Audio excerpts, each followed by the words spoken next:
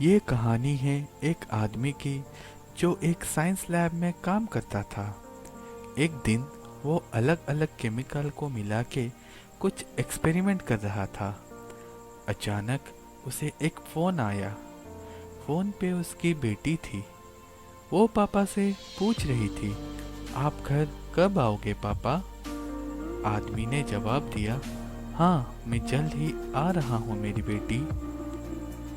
इतना ही कहा था कि फ़ोन कट हो गया।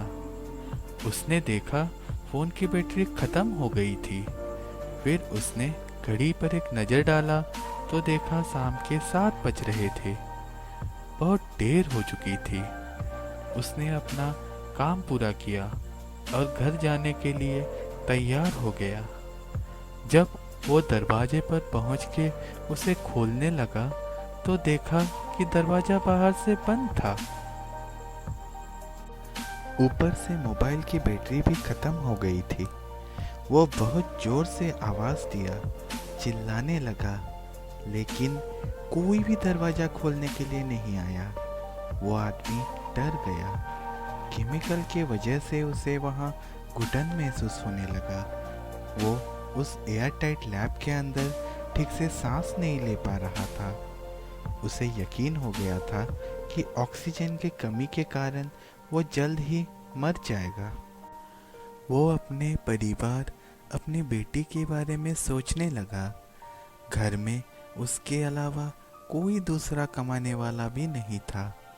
अगर उसे कुछ हो गया तो वो सब उसके बिना कैसे रह सकते हैं?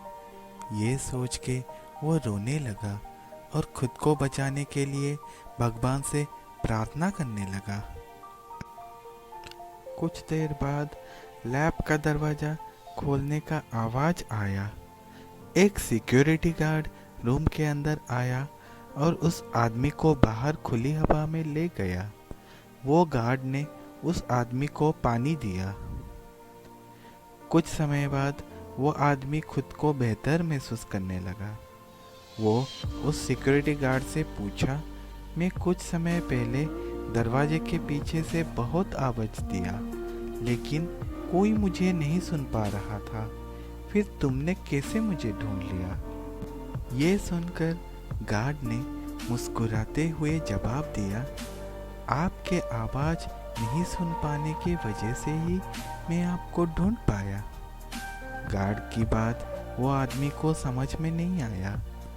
गार्ड ने फिर से समझाते हुए कहा, सर मैं रोज गेट के पास खड़ा होकर कई लोगों का स्वागत करता हूँ, लेकिन कोई भी मुझे पलट के जवाब नहीं देता। वे मुझे सामान्य सिक्योरिटी गार्ड ही मानते हैं, लेकिन आप हर रोज आते वक्त मुझे देखकर एक स्माइल करते हुए मेरे हालचाल पूछते हैं और फिर जाते वक्त भी मुस्कुराते हुए बाय बोलकर जाते हैं।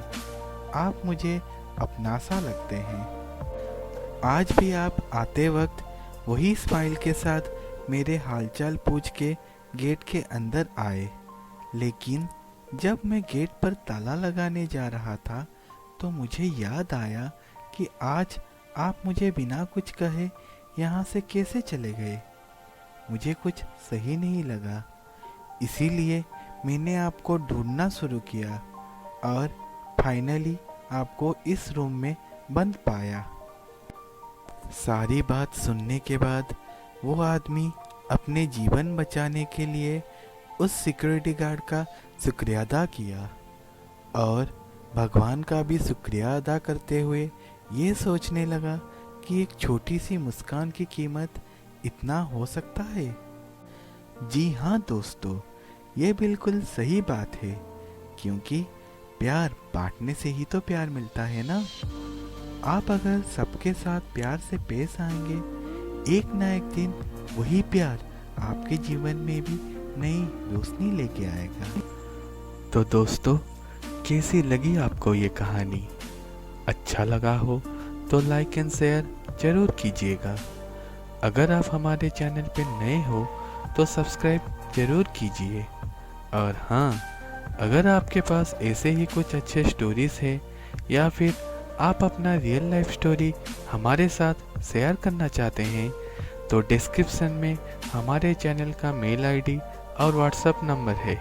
आप हमें मेल या व्हाट्सएप कर सकते हैं। धन्यवाद।